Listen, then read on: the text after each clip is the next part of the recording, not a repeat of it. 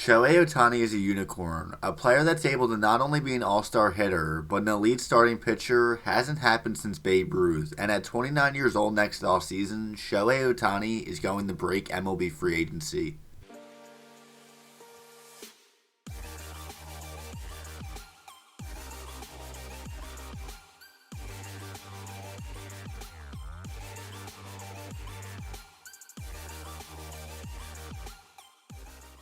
Baseball is currently in the midst of the 2022-2023 offseason, and it's been wild, with big deals going down left and right. The market is super inflated right now, with below average players getting more money than ever, and we're seeing a new wave of longer deals with lower AAVs for superstar talents.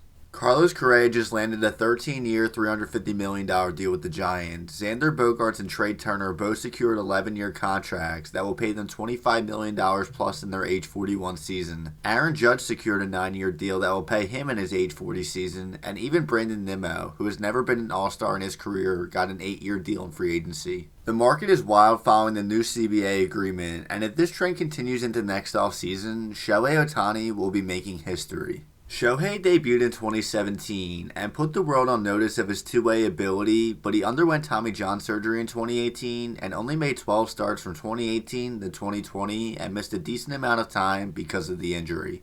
He really took off in 2021, where he set career highs in all offensive categories, was named to his first All-Star game, and stayed healthy, appearing in 155 games as a hitter and making 23 starts on the mound. Altogether, Ohtani slashed 257, 372, 592 with 46 home runs, 100 RBIs, and a 965 OPS as a hitter, and on the mound went 9-2 with a 3.18 ERA.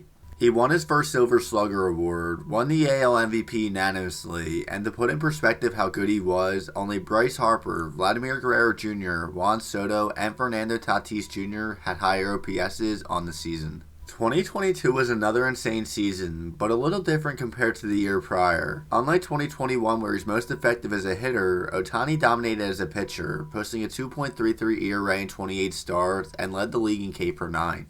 His offense was no disappointment either, as Ohtani slashed 273, 356, 519 with 34 home runs, 96 RBIs, and an 875 OPS. Ohtani's 875 OPS ranked 10th in baseball, higher than guys like Mookie Betts, Pete Alonso, Jose Ramirez, Juan Soto, and Carlos Correa, while his ERA was the 6th best in baseball. Coming off an MVP and an MVP runner-up season, there's no doubt Ohtani's going to get paid next offseason, but the question is, what will a potential contract look like?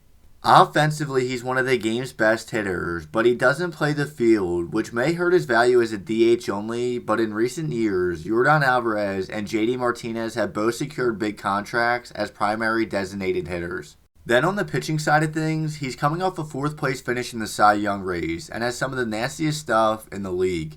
Carlos Rodon, who is 29 years old, is seeking 6 to 7 years worth around $200 million in free agency, and over the course of the last 2 years, their numbers are very similar. Based on the comparisons, he's worth around $120 million to $150 million as a hitter and $200 million as a pitcher, but with contract prices going up each year and him only taking up one roster spot, his value will only increase.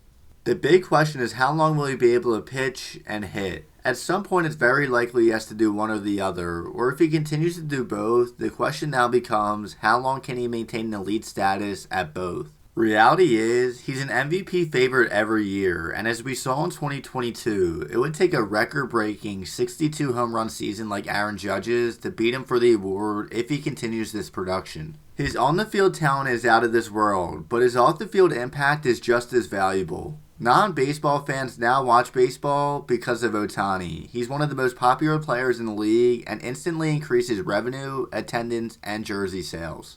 Entering the free agent market at 29 years old, yet alone as a two-way superstar, will cause chaos. We have seen Trey Turner and Xander Bogaerts, both who are 30 and above, secure 11-year contracts, and Carlos Correa got a 13-year deal as a 28-year-old. To wrap it up, if he puts up another healthy and productive season in 2023, he will easily get a 10-year deal worth over $500 million in my opinion, but I'm curious to see what you guys think, so let me know down below.